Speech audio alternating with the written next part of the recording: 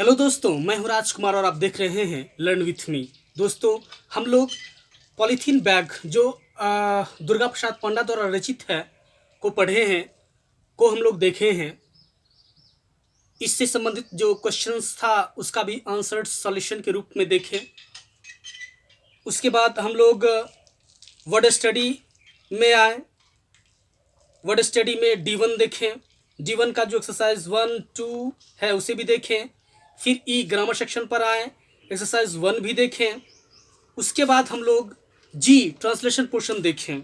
और आज हम लोग बात करने वाले हैं फिगर्स ऑफ स्पीच पर। Figure of speech, figure of speech, figure of speech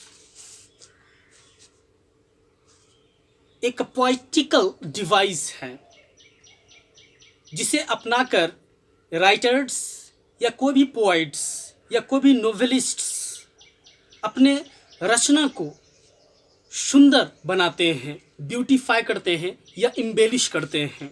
दोस्तों, हम लोग भी दैनिक जीवन में इन सब का प्रयोग करते हैं, लेकिन जानकारी के अभाव में हम लोग ये नहीं जान पाते हैं कि हम लोग जो कंपैरिजन करते हैं या हम लोग जो सुंदरतम ढंग से कोई भी वाक्य को प्रस्तुत करते हैं तो उसे क्या कहा जाता है।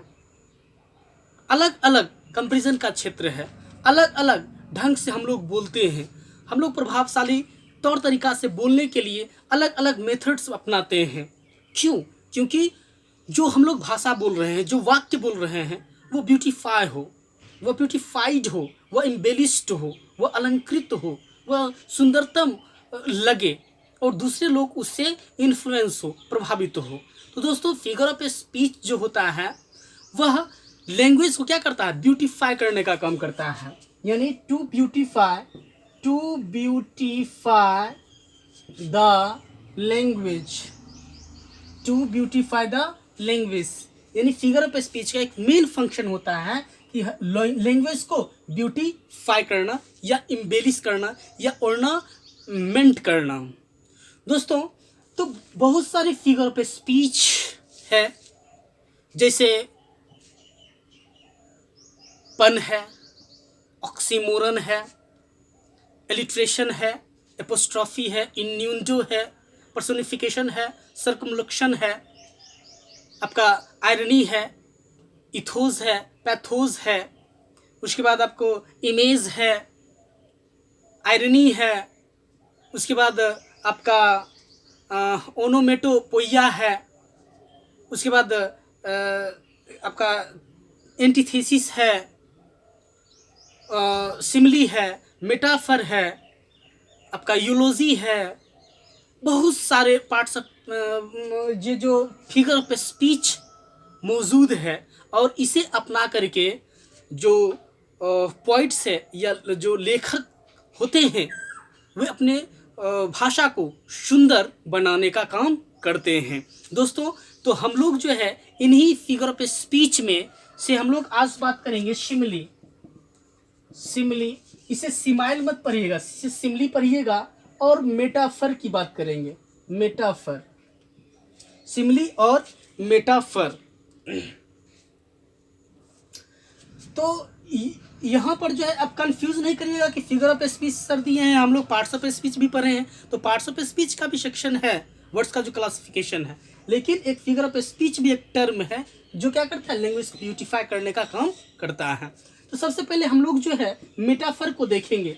मेटाफर, मेटाफर जो है दिया गया है E2 को देखिए आप, E2 को देखिए। E2 में दिया हुआ है कि मेटाफर जो होता है, metaphor is a figure of speech. ये क्या होता है? फिगर ऑफ स्पीच होता है, यानी अलंकार होता है। In which an implicit comparison, an implicit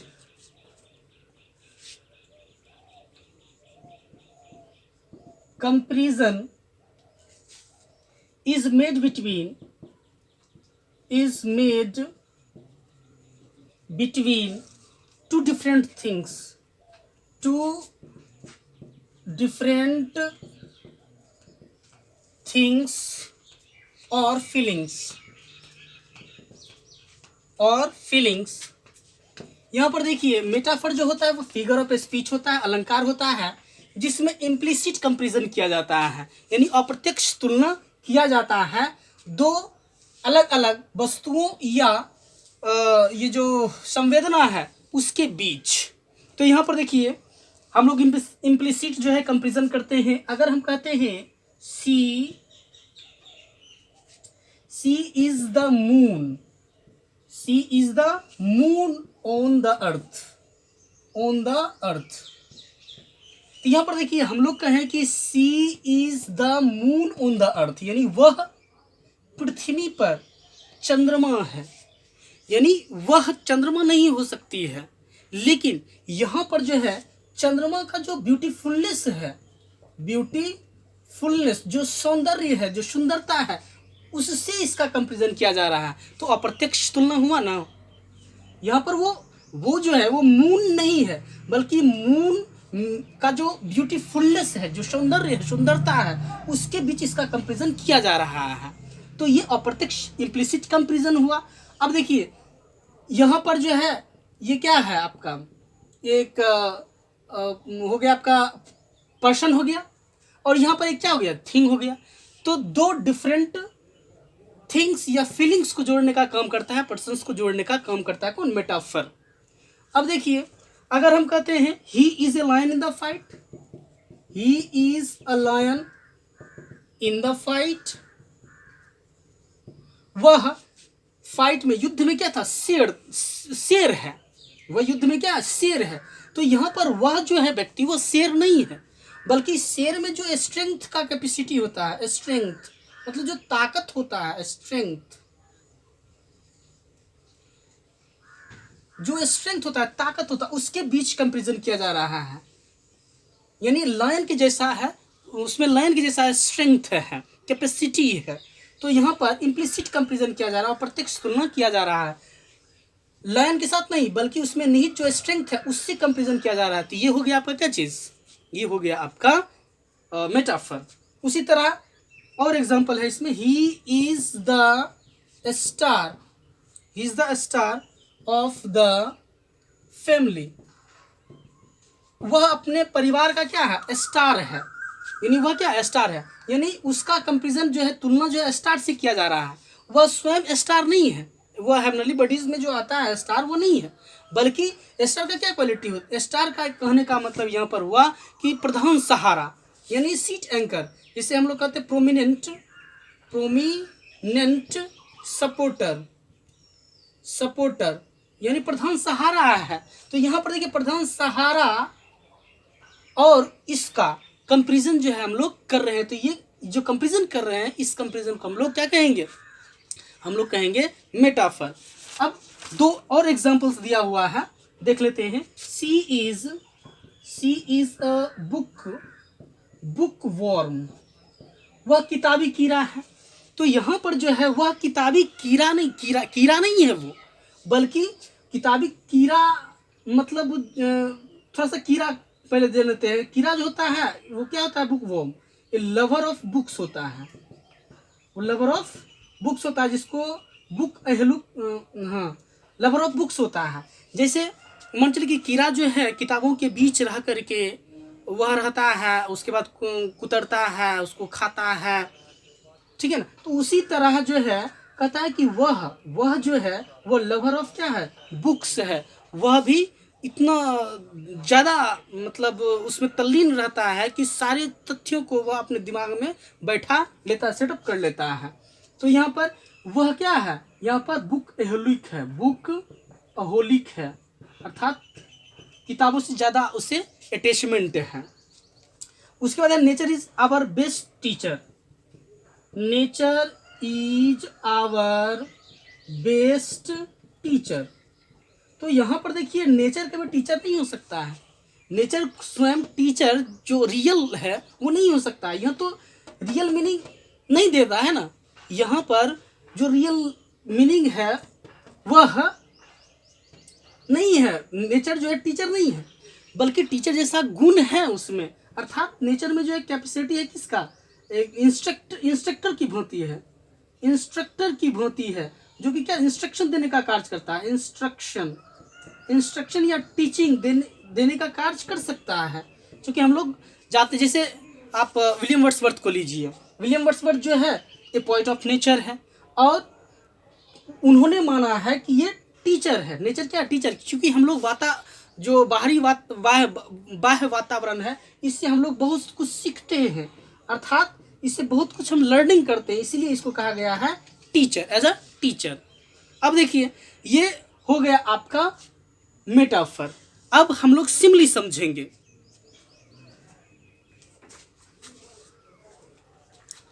अब हम लोग सिमिली समझेंगे।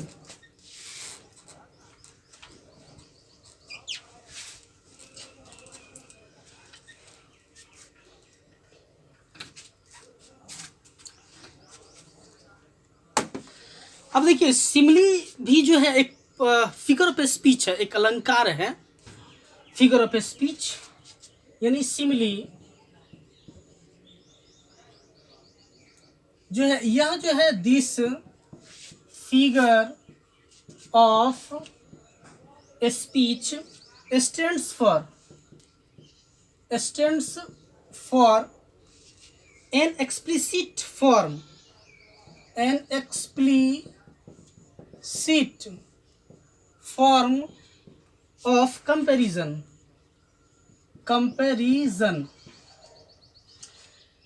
is made between two different things,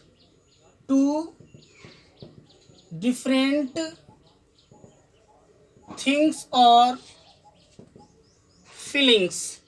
अब feelings using words like और as। अब देखिए सिमिली भी एक फिगर ऑफ स्पीच होता है, एक अलंकार होता है। अब ये जो है एक्सप्लिसिट यानी प्रत्यक्ष तुलना करता है, ये प्रत्यक्ष फॉर्म होता है, एक्सप्लिसिट फॉर्म होता है किसका, कंपैरिजन का, तुलना का। यानी ये जो तुलना करता है वो एक्सप्लिसिट होता है, एकदम डायरेक्ट वे में होता है। इससे भी तुलना किया जाता है दो वस्तुओं, व्यक्तियों या फीलिंग्स के बीच किया जाता है।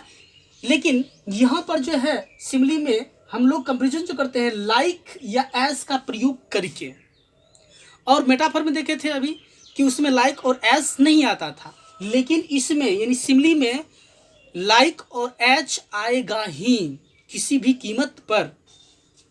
अब देखिए एग्जाम्पल लेते हैं हम लोग।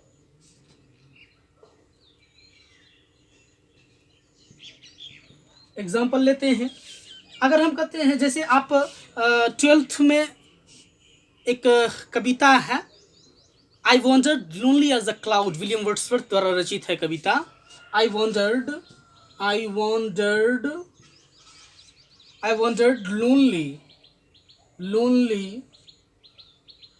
Lonely as a cloud. तो यहाँ पर देखिए उसमें इस लाइन में जो है विलियम वर्ड्सवर्थ जो है एक सिमिली का इस्तेमाल किए हैं। वे कहते हैं कि आई वॉन्डर्ड, मैं घूम रहा था अकेले ही, किस तरह, एक क्लाउड के भांति, यानी क्लाउड के भांति हम लोग घूम रहे थे, स्ट्रॉलिंग पर थे, बिना उद्देश्य के, निरुद्देश्य हम लोग घूम रहे थे, जैसे कि बादल घूमता है हवा के प्रभाव के कारण। तो यहाँ पर देखिए तुलना किया जा रहा है मैं और क्लाउड के बीच। यहाँ पर जो तुलना हो रहा है वो एक्सप्लिसिट है, ये डायरेक्ट है। ये क्या है, डायरेक्ट है। उसके बाद यहाँ पर कोई अप्रत्यक्ष मीनिंग नहीं है, वो डायरेक्ट वे में किया जा रहा है।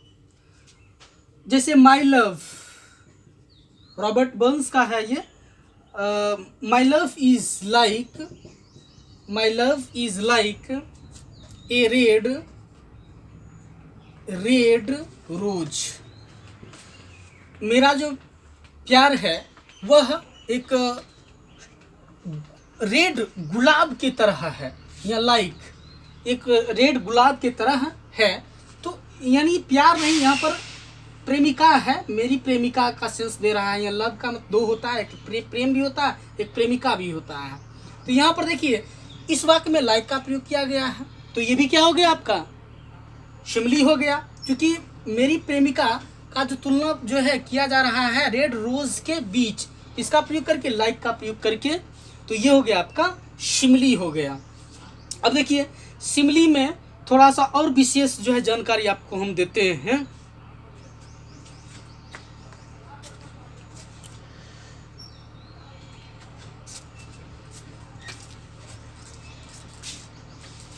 ये भी मिटा देते हैं हम।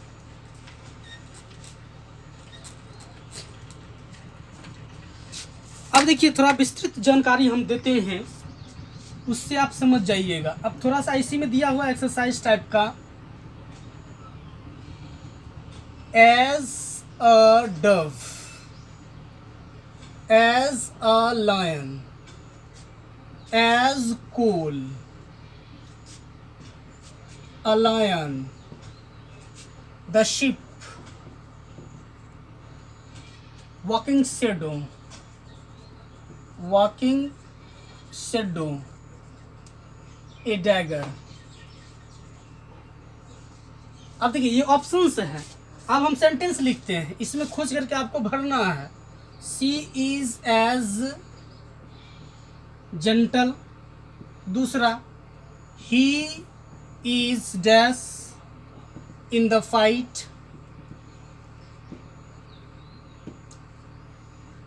ही इज, तीसरा है he is as strong dash, fourth है life is but a dash the camel, fifth में है the camel is dash of the desert. उसके बाद है सिक्स में है ये she is as black, she is as black as dash. उसके बाद सेवन में है the news was dash to her tender heart. अब देखिए थोड़ा सा सिमली को और समझिए, मेटाफर को भी और समझिए। जैसे देखिए यहाँ पर दिया हुआ है सी इज एज जेंटल, वह उसी तरह नेक है जैसे, इनमें से कौन है ऑप्शन होगा। डैगर की तरह, एक तलवार की तरह तो जेंटल नहीं हो सकता है, एक वॉकिंग शेडो की तरह भी नहीं हो सकता है, एक शिप की तरह भी नहीं हो सकता है, लायन तो दूर की बात है, ओल की तरह भी नहीं, लायन की तरह भी नहीं, डव मतलब पंडुक एक पक्षी होता है, उसी तरह वह, जिस तरह से डव एक नेक पक्षी होता है उसी तरह वह है। तो यहाँ पर हो जाएगा एज अ डव। तो she is as gentle as a dove, वह उसी तरह जेंटल है जैसे कि डव होता है पक्षी। ही is dash in the fight, वह युद्ध में क्या था, अ लायन, वह युद्ध में क्या था, एक शेर था। ही इज एज स्ट्रोंग, वह उसी तरह स्ट्रोंग था जैसे कि एक शेर, तो एज अ लायन। ये हो गया आपका 3 सेंटेंस। चौथा सेंटेंस है life is but a walking shadow,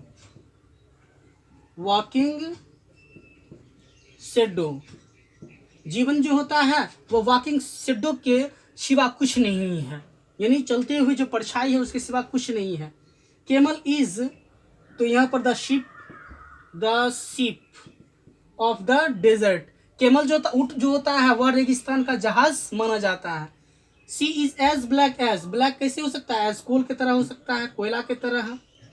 उसका द न्यूज वॉज डैगर मतलब क्या होता है, तो एक छोटा सा चाकू होता है, डैगर, ए डैगर। यहाँ पर देखिए ये तो हम फिल इन द ब्लैंक्स था कर दिए। अब इसमें से अगर आपको कहें पहचानने के लिए पहला सेंटेंस कि सिमली है ये मेटाफर, तो आप क्या कहेंगे। यहाँ पर देखिए चूंकि एज और एज लगा हुआ है तो ये सिमली होगा, ये क्या होगा, सिमली होगा। चलिए he is a lion in the field, वह युद्ध में क्या था, एक लायन था। तो यहाँ पर देखिए न तो लाइक लगा हुआ है न तो एज लगा हुआ है, इसलिए ये क्या हो गया, मेटाफर हो गया, मेटाफर हो गया। अब देखिए he is as a strong as a lion, तो यहाँ पर देखिए एज लगा हुआ है तो यह भी हो जाएगा सिमली, ये क्या हो जाएगा, सिमली। अब life is but A walking shadow, इसमें एज या लाइक या एज डॉट डॉट एज नहीं लगा हुआ है, इसलिए ये क्या हो गया आपका, मेटाफर हो गया, ये क्या हो गया, मेटाफर। अब the camel is the ship of the desert, इसमें देखिए न तो एज न तो लाइक लगा हुआ है, तो ये भी हो जाएगा आपका क्या चीज, मेटाफर। अब देखिए he is as black as coal, यहाँ पर एज लगा हुआ है तो ये हो जाएगा आपका क्या चीज, सिमली, यहाँ पर सिमली हो जाएगा। News was a dagger to her tender heart, यहाँ पर भी एज या लाइक जैसा कंपेरिजन में नहीं, सेंटेंस में नहीं लिखा गया है, तो यह भी हो जाएगा क्या चीज, मेटाफर। अब देखिए क्यों, यहाँ पर देखिए मेटाफर में जो है इम्प्लिसिट कंपेरिजन किया जा रहा है, मेटाफर में इम्प्लिसिट, और सिमली में जो है वो डायरेक्ट कंपेरिजन किया जा रहा है, ऑब्वियस लिंक है दोनों के बीच। तो ये था आपका सिमली और मेटाफर। यदि आपको इससे समझने में थोड़ी भी कठिनाई हो तो आप लिख डालें, हम उसका सॉल्यूशन देंगे। They would not have killed you to get your rings of precious stones that I couldn't break.